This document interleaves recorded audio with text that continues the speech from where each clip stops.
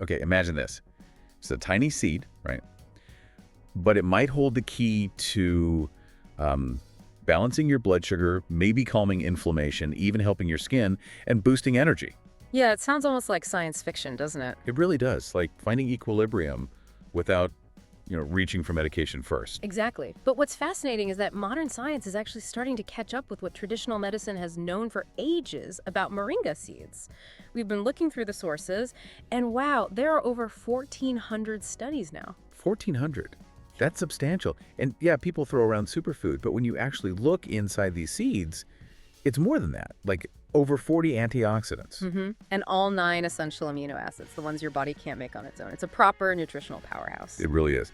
So our mission today in this deep dive is to unpack what the research you found says. We're aiming for, 12 evidence-based benefits? That's the plan.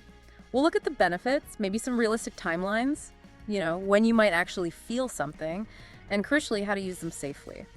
Get the most bang for your buck, so to speak, based on the sources. Okay, let's jump in.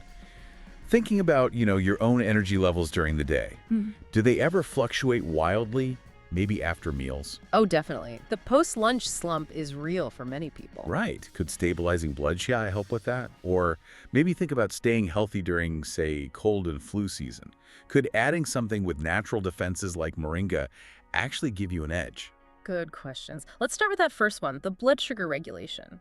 It seems researchers are genuinely excited about this aspect. Yeah, the sources suggest this is a big one, especially for anyone dealing with those blood sugar swings, or maybe even pre-diabetes. It's like these seeds become a kind of helper for your pancreas. Pancreas's new best friend, as one source put it, and it comes down to specific compounds in the seeds. Right, here's where it gets interesting. The sources mention things called isothiocyanates and chlorogenic acid.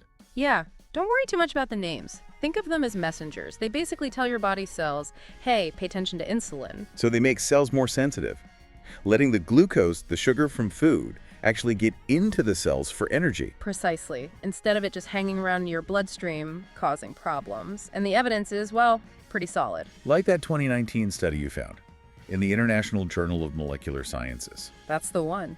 It looked at moringa leaf extract, actually, but found it cut fasting blood glucose by up to 29% in 3 months. That's significant. Wow, 29%. That rivals some medications, doesn't it? It does, and potentially with fewer side effects, which is always a plus. And it's not just about the cells listening better, is it? I saw something about the liver, too. Dr. Jed Fahey. Right. He explained it's a dual action. Improves insulin sensitivity and helps your liver produce less excess glucose. It tackles the problem from 2 angles. Okay, so practically speaking, how would someone try this based on the sources? Sprinkling some powder. Seems like it. Maybe half a teaspoon of the ground seeds in a smoothie or on yogurt. The sources suggest having it maybe 15-20 minutes before a meal could help blunt that sugar spike afterwards. Interesting. Okay, so blood sugar is one major internal benefit. What about general protection, like antioxidants? Ah, yes, the cellular shield. Moringa seeds really pack a punch here. We're talking antioxidant levels that, according to the sources, can compete with blueberries or even dark chocolate. Seriously, that's impressive.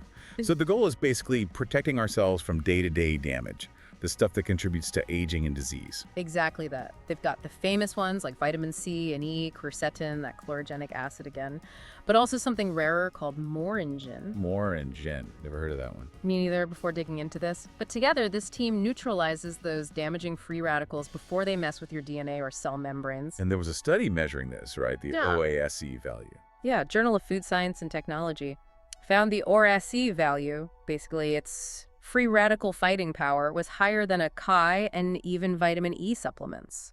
So what does that mean in real terms? Like, how much would you need? Well, one source suggested a teaspoon of the powder daily could give you the antioxidant equivalent of maybe 7 servings of regular vegetables. 7 servings, just from a teaspoon. Wow. And you mentioned something about the brain. Right, because these antioxidants are apparently quite bioavailable. Your body can actually use them. And they seem able to cross the blood-brain barrier. Which could mean protecting brain cells as we age, keeping things sharp. That's the potential implication, yeah. Pretty exciting stuff. Okay, so we've got internal defense covered. What about benefits we might actually see? Let's talk skin health. Yes. Moving from the inside out. If you're after that natural radiant look, the sources suggest moringa seeds offer a powerful approach, maybe even better than just relying on topical creams. How does that work? What's in them for skin? Key things like vitamin A and zinc, which are crucial for skin structure and repair, plus something called zetin. Zetin, another new one. It's a type of plant hormone, a cytokinin. It basically encourages your skin cells to divide and renew themselves more efficiently. Think faster regeneration. Okay, so helping the skin rebuild itself. Is there evidence for this? There was a dermatological study mentioned from 2020. People using moringa seed oil topically saw fewer fine lines and better hydration after just 8 weeks. 8 weeks, that's pretty quick. Yeah. And didn't one of the experts, Dr. Rodriguez, mention a combo effect? Dr. Alina Rodriguez, yes. She highlighted the mix of those cell-stimulating cytokinins and anti-inflammatory compounds, so it tackles aging and irritation. So you use the oil on your skin, Mm-hmm. or eat the seeds, the inside-out approach. Exactly. Consuming the ground seeds daily works from within. People report things like fewer breakouts, more even tone, just a healthier glow overall. Makes sense. All right, let's go back inside the body. Heart health. What about cholesterol? A big concern for many. The sources point to plant sterols in the seeds, especially one called beta-sitosterol. Beta-sitosterol. I think I've heard of that. How does it help with cholesterol? It's clever, actually. Its structure looks a lot like cholesterol. So in your gut, it kind of competes with the cholesterol from your food. Like a decoy. So less dietary cholesterol gets absorbed into your bloodstream. That's the idea, and a recent study seemed to back this up. The one in lipids and health and disease. That's it. 4 grams of moringa seed powder daily for 90 days. They saw LDL, the bad cholesterol, go down, and HDL, the good stuff, go up. 4 grams. That's about a teaspoon, right? And easy to add to things. Yeah, the sources suggest mixing the ground seeds into salad dressing with olive oil and lemon, for instance. Simple. And beta-sitosterol might do more, reduce artery inflammation, prevent LDL oxidation too. Multitasking for your heart. Good stuff. Okay, next up, inflammation. This seems to be linked to almost everything these days. It really does. And moringa seeds are presented in the sources as a potent, natural anti-inflammatory. Think joint pain relief, calming digestive inflammation. What's doing the work here? Those isothiocyanates again. Them again, yes. Plus quercetin and some unique peptides. The sources explain they inhibit a key pathway called NFB. NFB sounds technical. Think of it like a master switch for inflammation in your cells. Moringa helps turn that switch down. Is there proof it works? Like in humans or cells? A study in the Journal of Inflammation showed the extract reduced inflammatory markers, things like TNF-alpha, IL-6, by up to 34% in human cells. That's comparable to some NSAIDs, apparently. Without the potential gut issues of long-term NSAID use, perhaps. That's the hope. And Dr. Michael Chen, quoted in the sources, pointed out moringa seems to modulate multiple inflammatory pathways at once, which is different from many drugs that target just one. So a broader effect, how would you use it for inflammation? Consistency seems key. About half a teaspoon of ground seeds daily. And taking it with Healthy Facts avocado, olive oil helps absorption of the key compounds. And people actually feel a difference. Reports suggest yes. Noticeable improvements in joint comfort and mobility, sometimes within just 2 or 3 weeks. Worth trying for sure. Okay, benefit 6. Let's talk about the liver, our detox organ. Absolutely vital and constantly working hard. Moringa seeds seem to offer it some support, according to the sources, both protecting it and boosting its detox power. How? What's the mechanism? They provide precursors for glutathione, your body's main antioxidant for detox, and they contain enzymes that ramp up the liver's phase 2 detoxification pathways. Phase 2, so helping it neutralize and get rid of harmful stuff more effectively. Exactly, making the liver more efficient at its job.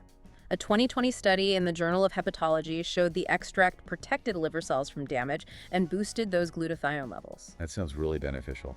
Any specific way to take it for liver support? One suggestion from the sources was a 1/4 teaspoon of ground seeds in warm water with lemon juice first thing in the morning. Helps stimulate bile flow too, which aids elimination. And potentially helpful for fatty liver issues as well. The research hints at that, yes, possibly reducing fat buildup and improving liver enzymes. Okay, sticking with defense mechanisms. What about fighting microbes? Benefit 7. Right, antimicrobial properties. The sources suggest moringa seeds can combat bacteria, viruses, even fungi, almost like nature's antibiotic, but without promoting resistance. How does that work? What targets the microbes? A unique protein called MOCBP and those versatile isothiocyanates again, they seem to disrupt the cell membranes of the bad guys. But they leave the good gut bacteria alone. Apparently so, which is a huge advantage over broad-spectrum antibiotics. It's more targeted. Any specific examples? A study in the Journal of Antimicrobial Chemotherapy showed the extract inhibited various bacteria, including some tough antibiotic-resistant ones like MRSA. And RSA. Wow. So maybe useful during cold season? That's a potential application. The sources suggest mixing a quarter teaspoon of ground seeds with raw honey. Honey has its own antimicrobial quality, so you get a nice synergy. Good tip. Okay, let's shift gears to hormones. Benefit 8. Hormone balance. This affects so many things. Absolutely. Energy, mood, cycles. The sources indicate moringa seeds contain nutrients and compounds that help support the whole endocrine system for both men and women. What kind of nutrients? Key players like zinc, magnesium, vitamin E. These are fundamental for making hormones and making sure your cells respond to them properly. Is there research on this specifically? Yes, a 2023 study mentioned in the Journal of Ethnopharmacology. Women taking moringa powder for 3 months reported fewer PMS symptoms and more regular cycles, signs of better balance. And wasn't there an expert, Dr. Martinez, who described it as adaptogenic? Dr. Jennifer Martinez, yeah. Adaptogenic meaning it helps nudge things back to baseline, whether levels are too high or too low. It helps the body find its balance. So not forcing things in one direction, but supporting equilibrium. How would you take it for this? Again, consistency. Half a teaspoon of ground seeds daily. Taking it with healthy fats like coconut oil is recommended for absorbing those fat-soluble vitamins essential for hormones. And potential benefits for men, too. The research suggests so, yeah. Possibly supporting healthy testosterone levels and other reproductive health markers. Okay, interesting. Now, something many people struggle with, digestion. Benefit 9. Yes, gut health. If bloating or irregularity is an issue, moringa seeds might offer some simple help, according to the sources. Is it mainly the fiber? Fiber is a big part of it, definitely. They have both soluble and insoluble fiber. This feeds the good gut bacteria and helps things move through smoothly, regulating transit time. Any studies on digestive symptoms? There was one in the Journal of Gastroenterology looking at people with IBS symptoms. Taking moringa powder daily led to a 64% drop in bloating and a 47% decrease in abdominal pain within 4 weeks. Those are big reductions. Is there a special way to take it for digestion? The sources mentioned an interesting method. Soak half a teaspoon of whole seeds in water overnight. Then, in the morning, consume the seeds and the water on an empty stomach. Why soak them whole? Good question. Perhaps it helps them swell and release compounds differently. The sources also mentioned the isothiocyanates have a gentle antispasmodic effect, reducing cramping and aiding movement. And does it work quickly? Many users report more regularity within just a few days, apparently. Okay, worth knowing. Let's zoom out a bit. Benefit 10. Just the sheer nutritional value. A powerhouse, you called it. Absolutely. Gram for gram, it's incredibly nutrient-dense. Vitamins, minerals, amino acids, all in a form your body can actually use easily. Give me some examples. How does it stack up? Okay, get this. From the Journal of Food Composition and Analysis. Gram for gram, moringa seeds have roughly 7 times the vitamin C of oranges, 7 times. 4 times the calcium of milk, 3 times the potassium of bananas, and twice the protein of yogurt. That's nuts. And the protein is complete, right? Yep, all 9 essential amino acids, about 30% protein by weight overall, which is fantastic, especially for plant-based eaters or anyone needing extra protein. Any tips for getting the most nutrition? Should you grind them fresh? Ideally, yes. Grind them right before using. Some nutrients degrade over time once ground, though the powder is still very valuable for months. That combo of protein and micronutrients is great for athletes, pregnant women, people recovering from illness. Makes sense. Okay, benefit 11. Something many of us could use more of. Energy and stamina. Yes, but not like a caffeine jolt. The sources suggest moringa helps revitalize energy production at the cellular level. How does it do that? What's involved? It's rich in B vitamins and iron, which are crucial for energy, but also unique compounds that support your mitochondria. Mitochondria. Yeah. The cell's power plants. Exactly. They make ATP, the body's energy currency. Moringa helps them work more efficiently. Any evidence for this energy boost? Especially for active people. A 2022 study in the Journal of Functional Foods looked at athletes. Taking moringa extract for 3 weeks improved their aerobic capacity, helped them recover faster, and reduced exercise-related stress. And the iron is well absorbed. That's often an issue with plant-based iron. Apparently so, thanks to the vitamin C and other compounds present, so it could really help if fatigue is linked to low iron. So maybe add it to a pre-workout shake. Good idea. Half a teaspoon, maybe 30-45 minutes before exercise or your busiest part of the day. All right, last one, benefit 12. This ties a few things together. Weight management support. Yeah, it's not a magic weight loss pill, obviously, but the sources suggest it can help by regulating metabolism and tackling inflammation linked to weight issues. So, is it the blood sugar effect again? That's part of it, yes. Regulating blood glucose and insulin helps manage hormonal signals that drive weight gain.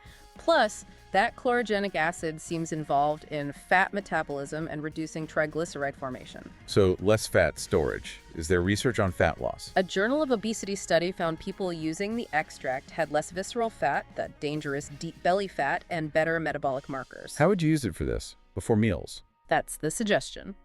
Half a teaspoon of ground seeds, 15-20 minutes before meals, with a big glass of water. The fiber helps you feel a bit fuller, potentially reducing overall intake. Okay, wow, that's quite a list of benefits from one little seed. It really is. Which naturally leads to the question, how long does it take to actually notice any of this? Yeah, everyone wants quick results, right? What do the sources say about timelines? It must vary a lot. It definitely varies, person to person, benefit to benefit. And as Dr. William Foster, an integrative doc cited in the sources, explained, these things tend to work cumulatively. Cumulatively, like building up over time, not an instant fix. Exactly. Think of filling a reservoir, not flipping a switch. The compounds build up, the body adapts, and changes become more apparent. So what's the general range? What kicks in fastest? Based on reports, digestive stuff like regularity, less bloating can show up pretty fast. Maybe 2 to 5 days for some people. Okay, that's quick. What about energy? Energy improvements might take a week or two, especially if low iron was a factor. And the blood sugar changes. That seems to need a bit more consistency, maybe 3 to 4 weeks before you start seeing measurable differences. Right, and inflammation, like for joints or skin? That often takes a bit longer for noticeable shifts. Think 3 to 6 weeks. Okay. What about things measured by blood tests, like cholesterol? Those require more patience, usually 8 to 12 weeks before changes register significantly on tests. And the really deep stuff, Exactly. hormone balance, metabolic changes. Those often need the longest commitment.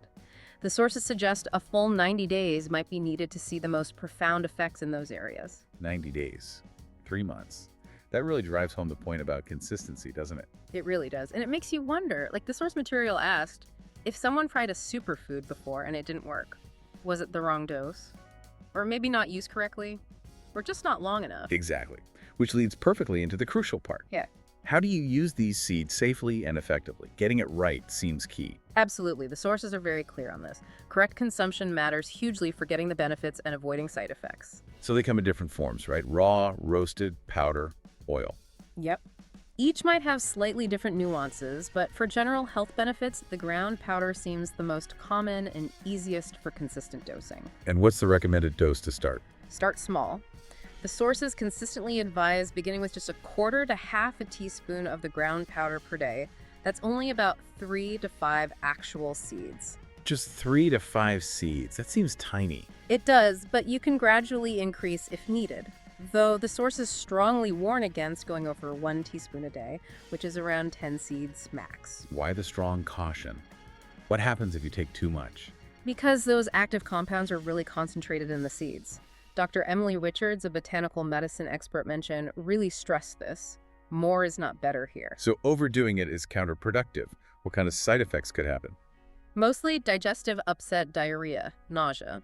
And because it can lower blood sugar and blood pressure, taking too much could potentially drop them too low, especially if you're already managing those conditions. Okay, good to know.